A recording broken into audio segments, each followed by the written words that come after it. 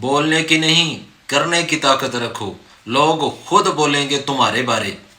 جس روز تم پہاڑ کی چوٹی پر پہنچ جاؤ گے، پہاڑ خود ہی لوگوں کو تمہاری کہانی سنا دے گا، تمہاری ہمت کی گواہی دے گا۔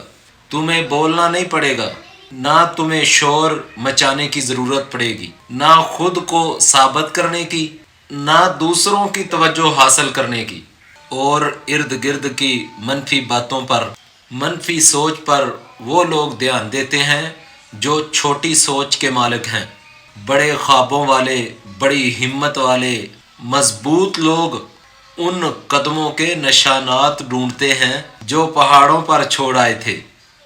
اب یہ سوچنا شروع کر دیں، آج کون سی نئی اینٹ تعمیرات میں شامل کروں، منزل کی جانب قدم بڑھاؤں، کس ہنر میں خود کو بہتر بناؤں، کیسے میں خوددار بنوں تاکہ کل کو پہاڑ بھی میری گواہی دے۔ بس چلتے رہو خاموشی سے، شور خود وقت مچائے گا جب تمہارا وقت آئے گا۔ اس دن تمہیں کامیابی سے کوئی نہیں روک سکتا۔ جس دن تم نے یہ سوچنا شروع کر دیا کہ کچھ دیر کی خاموشی ہے، پھر شور آئے گا، تمہارا تو وقت آیا ہے، ہمارا دور آئے گا۔